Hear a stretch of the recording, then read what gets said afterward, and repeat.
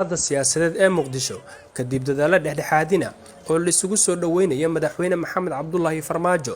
iyo ra'iisul wasaare Maxamed Xuseen Rooble madaxda maamulada Galmudug iyo Koonfur Galbeed Axmed Cabdi Kaariye Qoorqoor iyo Cabdicasiis Xasan Maxamed Laftagreen oo kamida maamulada aadka ugu dhow madaxweyne Farmaajo kuwaas oo qamiisii soo gaaray Muqdisho ayaa wada dadaalo lagu kala dab qaadayo ra'iisul wasaare Rooble iyo madaxweyne Farmaajo iyagoo kulamo gargaar la yeeshay labada dhinac balse ilaa hadda ma cadda natiijada ay ka gaareen dhexdhexaadinta ay wadaan kulankii ugu saacadaha badnaa ayaa xalay dhex maray ra'iisul wasaaraha iyo labada madaxweyne dowlad goboleed waxaana la sheegayaa in ilaa hadda aan la isku afgaran qorshayaal bilow u ahaa dhexdhexaadin iyo isku soo dhaweynta labada dhinac oo ay wadaan madaxweynayaasha Galmudug iyo Koonfur Galbeed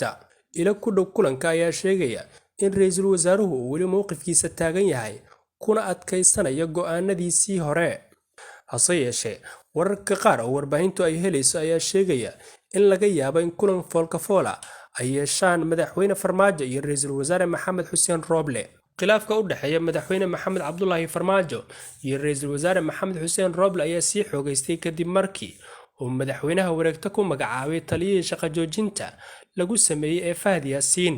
oo ka dhigay la taliyihiisa amniga qaranka ra'iisul wasaaraha oo ka jawaabaya go'aanka madaxweynaha ayaa sheegay in tillaabooyinka uu qaaday madaxweynuhu in ay yihiin kuwo lagu carqaladeynayo in si dhammaystiran looga gungaaro kiiska Ikraan Taaliil Faarax waxaa hadalhayn xooggan ka dhalatay go'aankii uu ra'iisul wasaaraha Soomaaliya xilka uga qaaday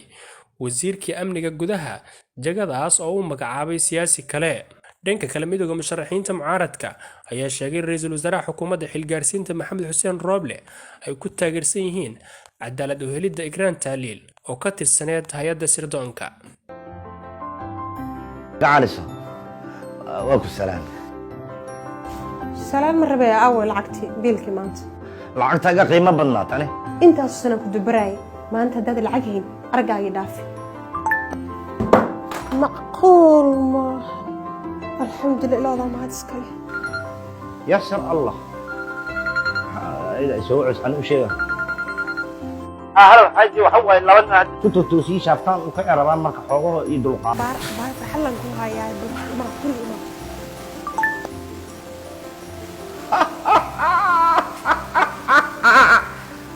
هاي شايف أخبار فرحان لهم كوها هاي ترعنا أخبار فرحان لهم كوها هاي يشيك هذا إذا ما هو حرطوا رهان داعوا أخبار فرحان لهم وش أو كوكو ليس سامتين ها waxaan ku guuleystay ina ooyay iga soo mar dambe ima burinayso bajaaj ku guuleystay qol ma ana ku dhahay dib dambe ima burinaysan ku dhahay daka dhagaan ku dhaga bajaaj lacagtan kale saariga hay farxad ii sheeg anna waxaan ku guuleystay 10 garan oo dahaba والله wallahi